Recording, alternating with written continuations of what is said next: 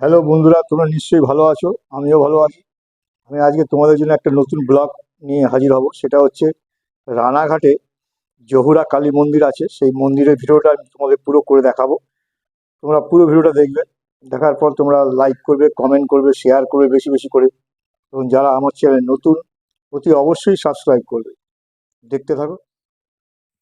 রানাঘাট জহুরা কালীবাড়ি আসতে গেলে আপনাকে শিয়ালদা থেকে ট্রেন ধরে রানাঘাটে নামতে হবে।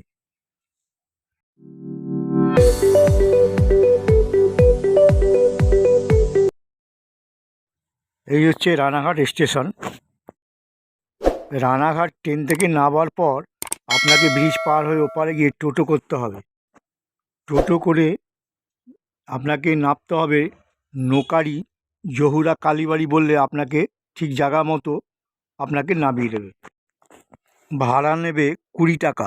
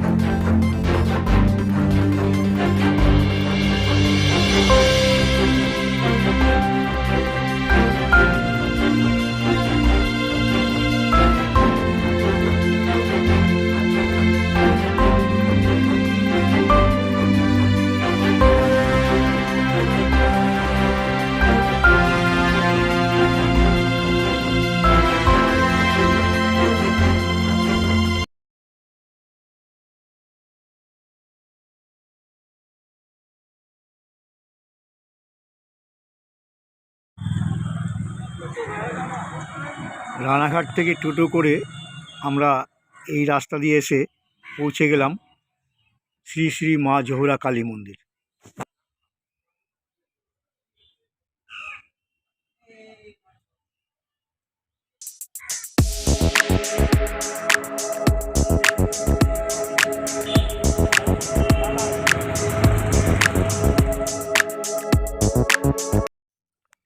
হ্যালো বন্ধুরা, আমি আজকে এসেছি এই জহুরা কালী মন্দির।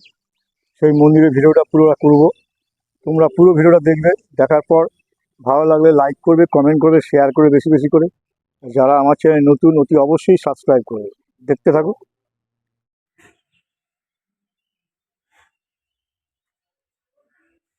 এখানে আপনারা ধূপ এখন এই জহুরা কালী সম্বন্ধে, কালীবাড়িতে আমি এসেছি, এখানকার সম্বন্ধে কিছু বলবেন কথা মাসিমা। সেই কথাগুলো আপনারা শুনবেন।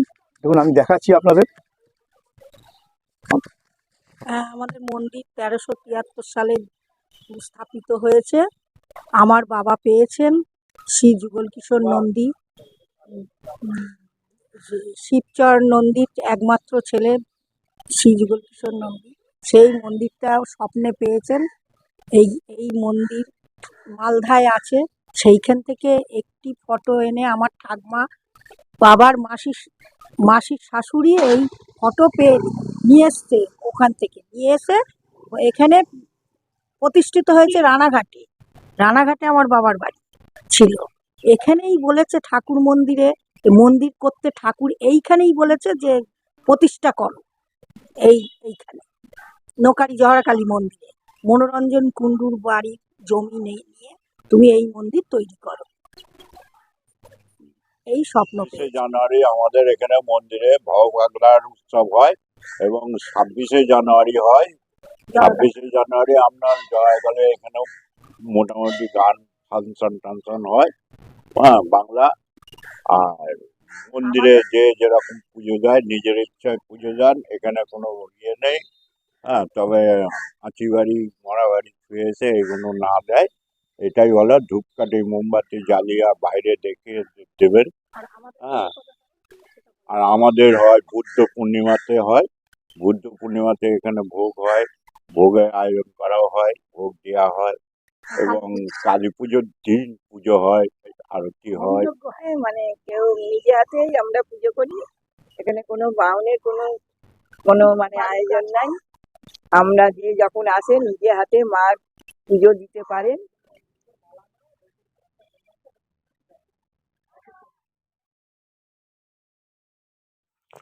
এই মন্দিরের ঠাকুর খুবই জাগ্রত।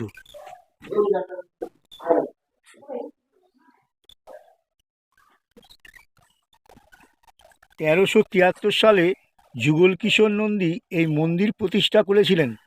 তিনি স্বপ্নে আদেশ পেয়েছিলেন। অনেককাল আগে এই মন্দির একটি কালী বিগ্রহ প্রতিষ্ঠিত ছিল, কিন্তু অনেকে বলে এই মন্দিরের দেবমূর্তির নিচে অর্থাৎ মাটির নিচে হিরে জহরত লুকিয়ে রাখা হতো বলে এই কালী ঠাকুরের নাম হয় জহুরা কালী। ভক্তরা মায়ের কাছে তাদের মনের কথা জানালে পরে মা সেটা পূরণও করে।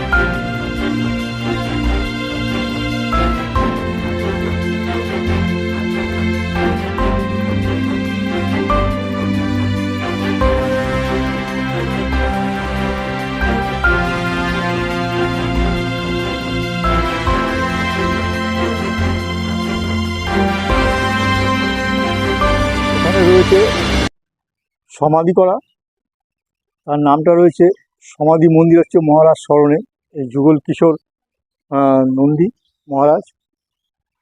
তার জন্ম মৃত্যু পুরোটাই দেওয়া আছে এখানে, আপনারা দেখতে পাচ্ছেন। আর পাশে রয়েছে সমাধি মন্দির গীতারানী ভক্ত, তার মৃত্যু 16ই বৈশাখ 1401 সাল, সেটা দেওয়া আছে।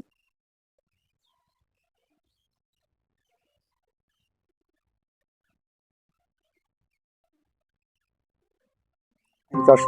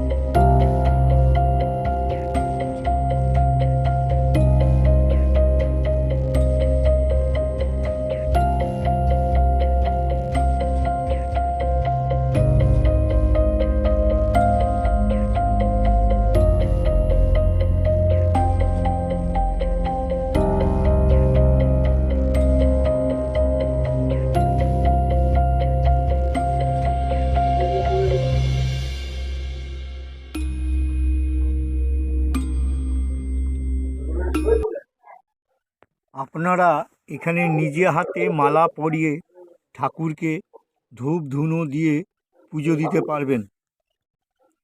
ধূপ ধুনো দেওয়ার জন্যে বাইরে জায়গা আছে, সেইখানে আপনারা ধূপ ধুনো দিতে পারবেন। আর এইখানে কোনো ব্রাহ্মণ দিয়ে পুজো করা হয় না, এখানে কোনো পয়সা নেওয়া হয় না এবং দান বাক্স নেই।